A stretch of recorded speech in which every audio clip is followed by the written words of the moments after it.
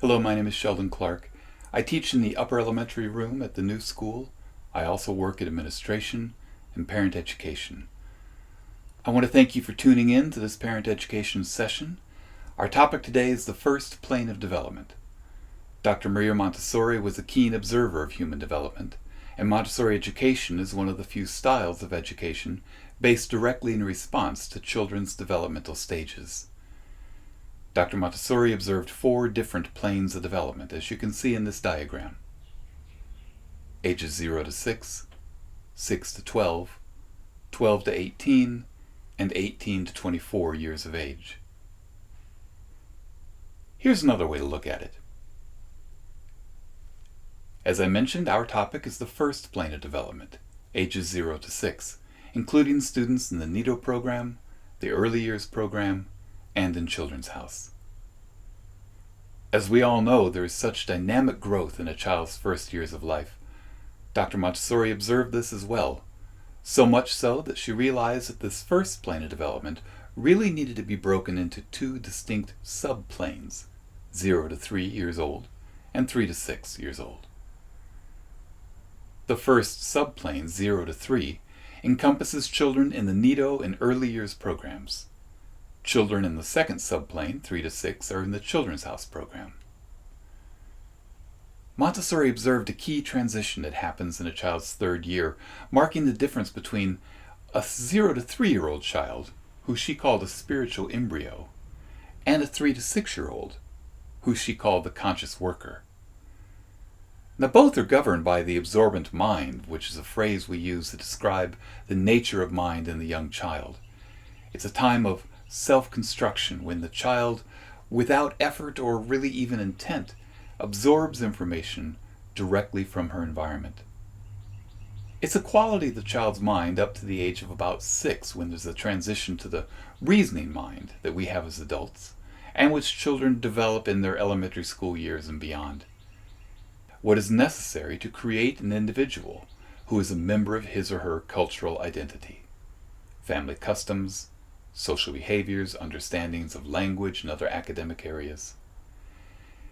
Comparing the absorbent mind with the reasoning mind is like comparing a photograph with a drawing. The absorbent mind is more like the camera. What the child takes in the period of the absorbent mind is gained without effort and remains as the foundation of her personality. What the child takes in later years through the reasoning mind is done through conscious work and memory, like the work of making a sketch, with room for interpretation and form and shading, if you will. Montessori wrote, "This action of the absorbent mind is work of a self-creative nature, and it enables the child to incarnate her environment within herself, thus gradually forming herself as part of her own cultural place and time." Let's hear that sentence again. To incarnate her environment within herself. Now, this teaches us that if young children readily absorb elements of culture from their environment, then our role as teachers and parents is to provide an environment rich in things which help the young child learn to interact with the world around her in physical, emotional, and cognitive terms. Here at school, we prepare an environment for them. And as they spend time in that environment, they absorb from it their cultural personality and patterns of thought. In a book called Education for Human Development, Montessori wrote, "Adults must help the child when possible to explore and assimilate the world and its prevailing principles. They must therefore construct a bridge between their world and that of the child. Montessori education provides this bridge through the prepared environment. The prepared environment should bring the world in general within reach of the child." She goes on, "It's here that the Montessori materials play a fundamental role. These materials are purposely constructed and selected to provide children with certain basic experiences designed to further their development. Montessori materials are designed to be aids to the child in her self-construction." And so we prepare environments in the Nido program, Early Years, Children's House, and beyond. And we introduce the children to all kinds of interesting activities which lay the groundwork for later learning in language, mathematics, the sciences, music, art, geometry. So let's take a closer look at this first subplane, 0 to 3 years old, when the children are referred to as spiritual embryos. In The Absorbent Mind, Montessori wrote, "It follows that the newborn child has to do a piece of formative work, which corresponds in the physiological sphere to the one just done by the embryo in the physical sphere. Before her, there is a period of life different from that which she experienced in the womb. This postnatal work is a constructive activity which is carried on in what may be called the formative period, making the baby into a kind of spiritual embryo." In an essay called The Psychology of the Newborn, Montessori wrote, "Each of us is a member of a group, and we have the characteristics of that group. But as these characteristics are not inborn, they must be acquired by the child through contact with the environment, through repeated experiences, and through activity. It is through the activity of the child," she went on, "that the mind of the adult is created. We must always consider, therefore, the child, who has this power, who engages this activity, the spiritual embryo." So in the Nido and early years programs, when the child is between the ages of 0 and 3, what children are really doing is distinguishing objects and activities within the environment, learning to really first interact with the environment around them. And the sense of order of the Montessori prepared environment is essential for their learning. Montessori teachers help children by creating an environment which does not hinder the work of their eyes and hands, but which in fact encourages and aids the work of their eyes and hands. And so by the time a child comes to about age 2.5 or a little more, what they've been is completely engrossed in sense impressions, constructing their relationship to the environment. And of course, while this is happening, the child also takes in sounds, vocal intonations, words, grammar, sentence structure, and they acquire the use of language. Impressions then are classified and organized through language, so that the child can carry this information around with her. The ability to hold matter in the intellect. Kind of a miracle. Montessori wrote in The Absorbent Mind, "In this psycho-embryonic period, 0 to 3, various powers develop separately and independently of one another. For example, language, arm movements, leg movements. Certain sensory powers also take shape. In the psycho-embryonic period, we see the mental powers of control coming into existence. And so," she says, "by age 3, the child has met the world and his own immediate society via his unconscious, absorbent mind. At the age of 3, life seems to begin again, for now consciousness shines forth in all its fullness and glory." Before age 3, the functions are being created. After age 3, they develop. Let's hear that again because it's important. Before age 3, the child's functions are being created, self-created. After age 3, those same functions develop. And that brings us to Children's House, ages 3 to 6, who Montessori termed the conscious worker. At age 3, the absorbent mind begins to transform from an unconscious state to a conscious state, and a conscious intelligence begins to develop, demonstrated by the child's increasing ability to choose actions independently. We observe children at this age wandering through the environment in search of knowledge. If you go into any of the Children's House rooms at the new school, you'll see these children on their feet. They're watching what one another are doing. They're looking at the shelves. They're choosing materials, hungry for things to interact with. And of course, this is coupled with a new urge to become sociable for the first time. And Montessori stressed the need for the child to be in an environment in which these and other natural tendencies can operate, tendencies such as exploration, orientation, creating order, exercising a capacity for taking in the whole of his environment just by existing within it. In 1946, in a training program, Montessori gave a talk called Education for Independence, in which she said, "This is the secret. We must walk with the child and not the child with us. This is the practical help we can give to this very important period. Children stop to observe and admire things that they see. They're like explorers. This is the preparation for the adaptation to the environment. The absorption of the environment is an intellectual activity. It's a psychic necessity that the child explores her environment. It satisfies her spirit." But it's not simply random observation on the part of the child. It's not simply open exploration. There's something which guides this process. And this brings us to the idea of sensitive periods, when a child suddenly engages in spontaneous activity which meets a specific developmental need or developmental task. The sensitive period for understanding and creating order, for instance, or when a child internalizes the social behavior around her. In a sensitive period, the children are so focused on a material or a set of materials which meet a particular point of developmental readiness that they'll ignore other materials even if they were previously interested in them. What's the energy behind these sudden callings, these sensitive periods? I think the best sort of way to describe this is by looking at the emergence of a caterpillar from a chrysalis. Now, I'm not trying to spin some sort of metaphor here. I'm actually talking about animal science. The chrysalis is generally built in, the crooks of branches, someplace protected, someplace within the crown of the tree. When the caterpillar emerges, what the caterpillar needs to do is eat. And what it is that they need to eat are the tender, young, new leaves, which are way up at the top of the crown. And so these caterpillars need to climb up the branches to get to these leaves. And you may ask, well, how do they know to do that? What is it that calls them to do this? And it turns out that caterpillars, when they first come from the chrysalis, they have a sensitivity to light. And so the light comes from above, comes from the crown of the tree, and they are drawn to that light. They move toward that light, and when they get there, they find the food that they need.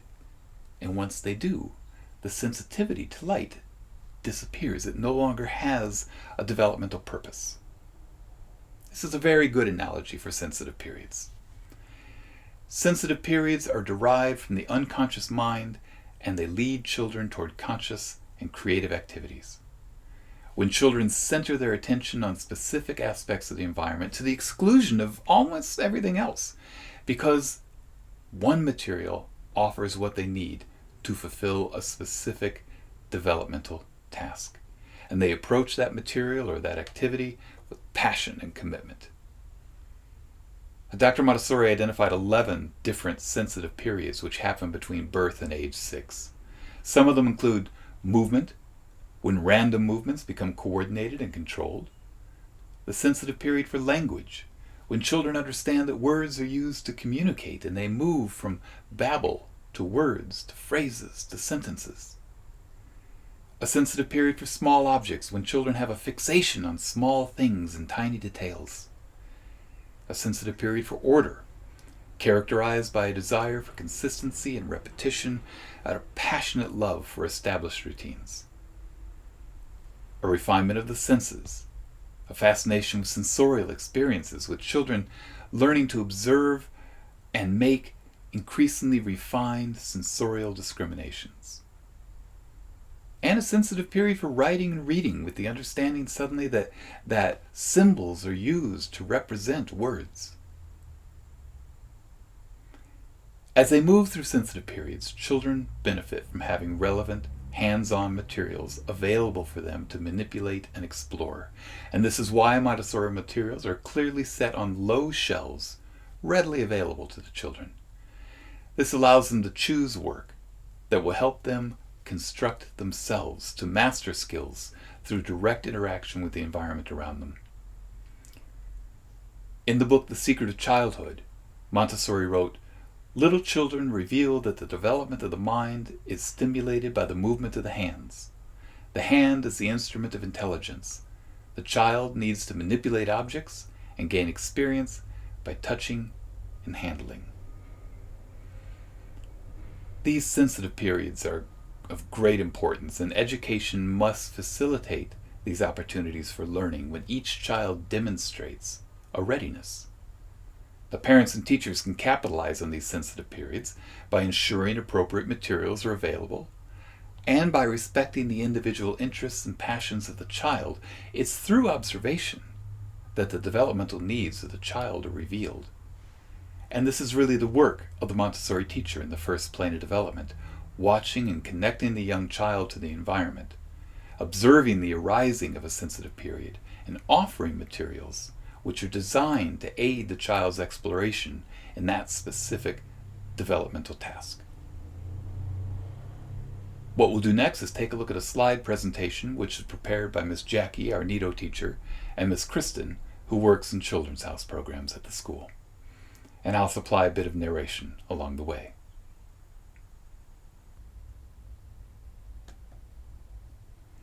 This slide shows the cycle of support between the teacher, the child, and the environment. The teacher aids the child by preparing the environment, and the child interacts with the environment.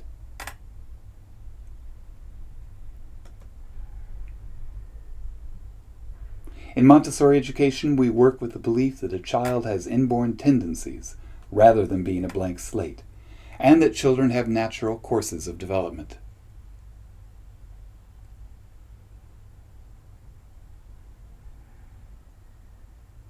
The role of the child within the classroom is to interact with the environment. We call this purposeful activity work.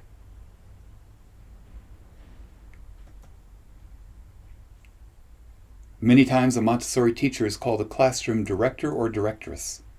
This relates to the idea, especially at Nido, early years, and Children's House levels, that the role of the adult is to connect the child to the materials in the environment, rather than to impart knowledge, as the word teacher often implies.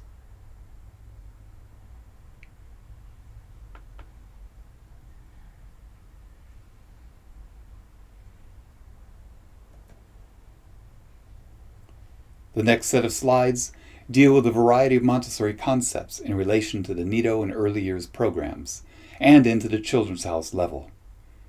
This slide shows the child-centric nature of the Nido environment. The chairs are designed to allow a toddler to sit down and to get up without help. Other structures in the room offer support for children who are just learning to stand and offer simple mobility challenges, such as walking on steps.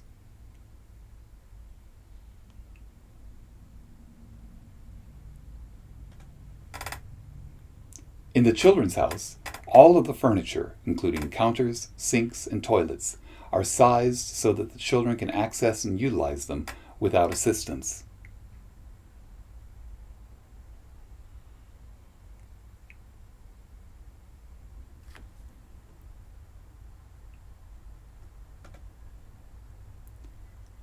This slide shows the Nido inside and outdoor environments,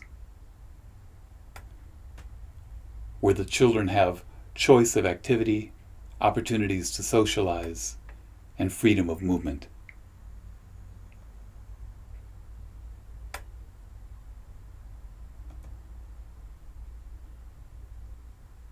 This photo is a good illustration of freedom of choice and movement in the Children's House environment.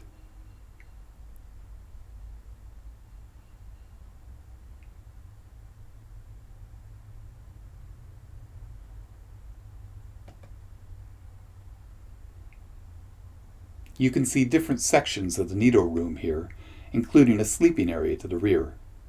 The items on the shelves are materials which these young children can freely access.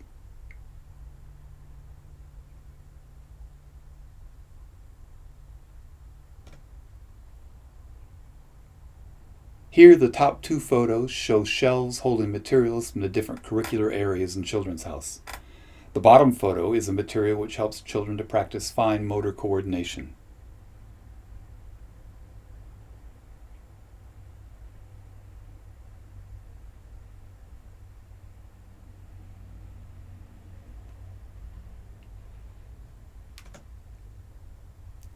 A sense of order is important to the Nido students, as are routines, such as washing hands before eating.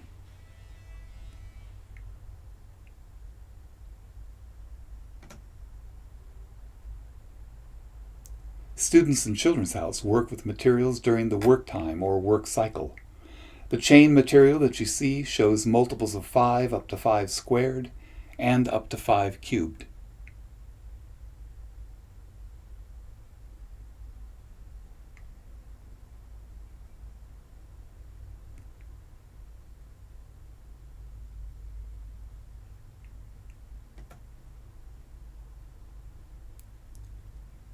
The outdoor environment is important to the Nido children, where their senses are fully engaged in exploration.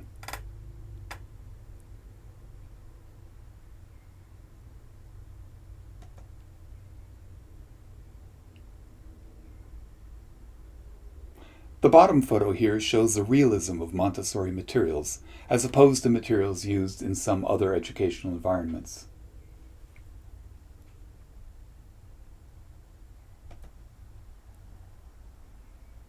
The materials in the Nido room are beautiful, inviting, and appropriate for these young children's first exploration of fine motor control.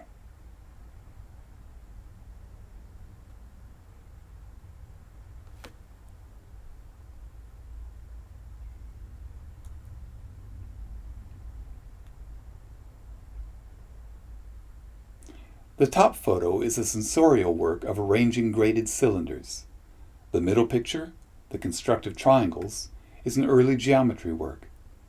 In the bottom photo, a Children's House student investigates spelling patterns with the movable alphabet.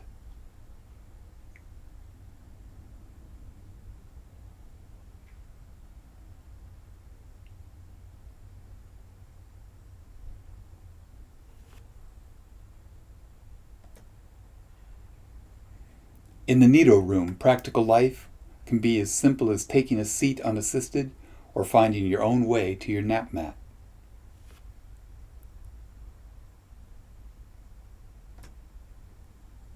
Practical life activities in the early years program can be things such as peeling fruit, sweeping leaves, or using one of the dressing frames to practice skills like buttoning and zipping.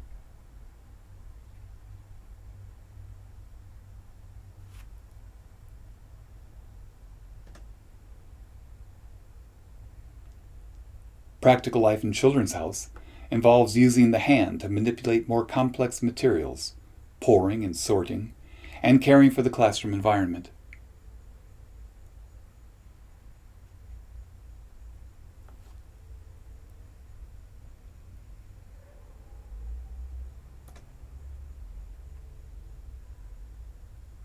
Sensorial work for the Nido and early years students focus on developing effective use of the hands and building hand-eye coordination.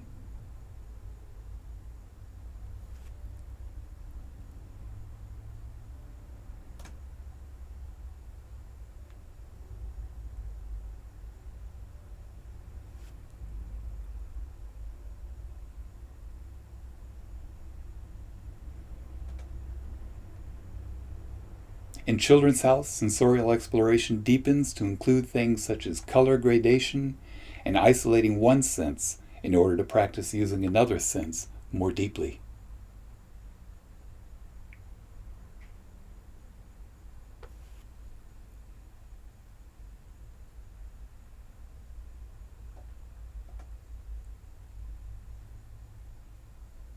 There are many ways to apply Montessori ideals at home, including establishing routines and structuring activities in a way where young children can act with independence.